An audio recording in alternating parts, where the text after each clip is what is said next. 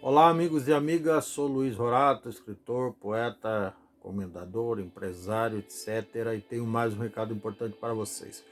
Hoje eu vou continuar, depois de uma longa pausa, a relatar minhas experiências de vida. Obviamente, aquelas mais relevantes. No caso, eu considero a experiência de vida relevante uma situação em que você é parte de um processo judicial, seja como reclamado ou como reclamante. No caso, eu era reclamado, nesse caso específico que relatarei agora. Ou podemos dizer, era réu, assim como minha empresa era ré no processo. Tratava-se da reclamação de um cidadão que foi contratado pelo meu, na época, gerente comercial para desempenhar um determinado serviço. No caso específico, como eu tenho uma editora, a função dele era vender livros. Esse cidadão ficou 5 meses com o contrato lá, recebendo auxílio alimentação e vale transporte, auxílio transporte. E ele era contratado como vendedor e receberia comissão sobre as vendas que efetuasse. Só que ao longo de 5 meses ele não fez venda alguma, mas recebeu vale transporte e vale refeição em valores até significativos, digamos assim. Além disso, ele fez adiantamentos por conta das comissões que eventualmente ele poderia vir a ter. Fez adiantamentos até significativos, digamos assim. E depois de 5 meses, sem vender coisa alguma, o gerente comercial achou por bem desligá-lo. E esse cidadão, cheio de boa intenção, entre aspas, resolveu processar a minha empresa. Entrou com a reclamação trabalhista, sendo que ele estava devendo para a empresa. De acordo com o contrato de trabalho que havia sido formalizado com ele, que ele só receberia comissões mais vale transporte e vale refeição, ele estava devendo para a empresa, até porque ele fez adiantamentos vultuosos. E por que eu digo que ele estava devendo para a empresa? Porque eu desconfiei da atitude dele, que ele era tido como um bom vendedor, e fui investigá-lo. E no mesmo prédio que eu tinha loja no térreo, no 5º andar, tinha uma empresa para a qual ele trabalhava de fato. Uma empresa de cadastro de empresas para negativação de inadimplentes. E ele trabalhava de fato para esta outra empresa que não dava nem vale transporte, nem vale refeição. Mas ele pegava isso lá na minha empresa e continuava produzindo, trazendo resultados para outra empresa. Então esse cidadão agiu totalmente de má fé com a minha empresa. Vejam bem, não fui eu que o contratei. Eu caí num golpe indiretamente, porque foi o meu gerente comercial que contratou esse cidadão sem investigar a real situação, sem monitorar se ele estava trabalhando ou não para a minha empresa. E depois dessa desonestidade toda, digamos assim, ele se achou no direito de me processar, entrando com uma reclamatória trabalhista. Mas, como eu fui investigar, eu peguei declaração. Falei com o gerente comercial da outra empresa para a qual ele trabalhava de verdade e trazia resultados. E o cara falou, ó, eu, no cargo que eu ocupo, cargo de confiança, eu não posso dar nenhuma declaração que ele trabalha para nós. Mas você pode falar com colegas de trabalho dele. Me apresentou alguns e eu consegui 2 declarações confirmar reconhecida que esse cidadão que trabalhava para a minha empresa, na realidade trabalhava full time, ou seja, o tempo todo para outra empresa. E com isso, obviamente, eu ganharia a questão.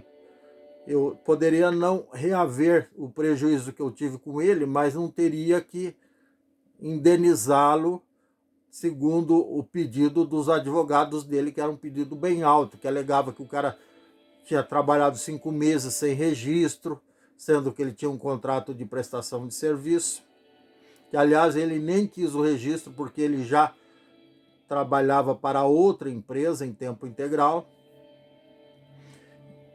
e outros benefícios, aí os reflexos de DSR, que é descanso semanal remunerado, vale 13º proporcional, férias proporcionais, adicional de férias proporcionais, mas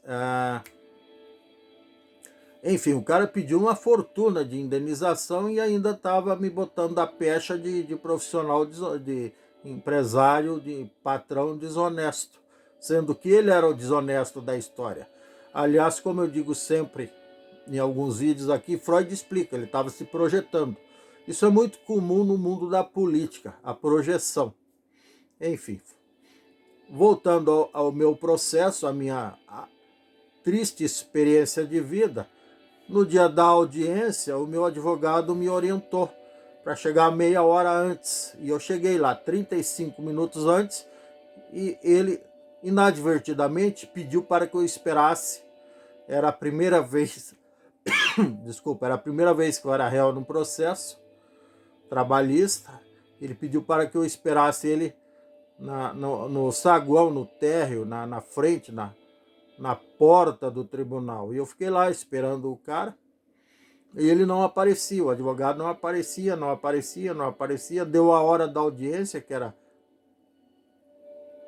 15h55, se não me falha a memória, 5 minutos para as 4 ou 14h55, 5 para as 3, era uma coisa assim. Aí deu esse horário, a audiência ia ser no terceiro andar, segundo ou terceiro andar. Aí eu subi e a juíza estava pronta para fazer a audiência. Eu expliquei para ela que ele não havia chegado ainda.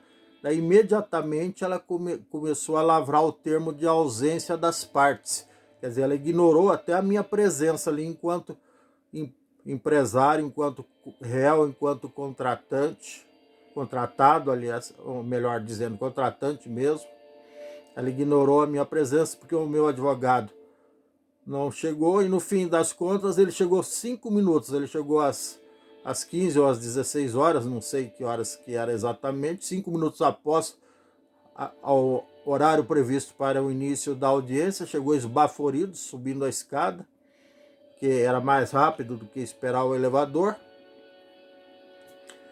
e explicou para ela que estava em outra audiência. Mas essa cidadã, eu chamo cidadã para não falar outros nomes que está aqui, passando aqui por perto. Está voando por aqui uns nominhos feios. Essa cidadã, olhando para a minha cara e para a cara dele, continuou lavrando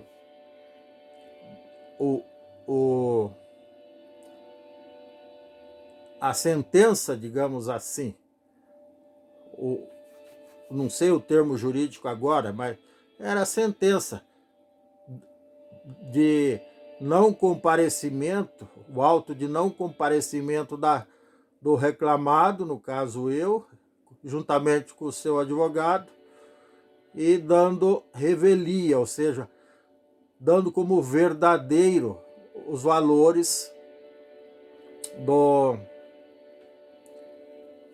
que o advogado do reclamante, desse pilantra que trabalhou para outra empresa e pegava vale transporte e vale refeição na minha empresa, ela deu ganho de causa plena para esse cidadão. E obviamente eles assistiram a isso tudo, eles estavam presentes ali na sala de audiências, olhando para nossa cara com cara de deboche. E a gente teve que assinar ela, depois que ela escreveu esse absurdo, que nós não havíamos comparecido. ela já deu a sentença, quer dizer, dá para entender que essa cidadã, essa mulher, essa juíza, ela no ver dela, todo empresário é bandido. E todo reclamante, todo trabalhador é vítima. A atitude dela deixou bem claro isso, que ela vê todo trabalhador como vítima. Eu fui empregado 30 anos, eu nunca dei golpe em nenhum patrão meu. Muito pelo contrário, eu sou amigo dos meus ex-patrões até hoje. Desde a época da adolescência, que eu comecei a trabalhar com 13, 14 anos. Os que estão vivos, eu tenho amizade com eles até hoje. Eu sempre tive muito respeito, sempre muito correto com essas pessoas. Mas, infelizmente, se você é correto, não significa que alguém não vai te dar o golpe. Isso também tem aí na política dá para ver. Que a gente é correto, vota no cara e o cara dá o golpe na gente e só faz trapaça, rouba dinheiro público, enfim. Mas isso é outra história, só para fazer analogia mesmo. Voltando à minha amarga experiência de vida com a justiça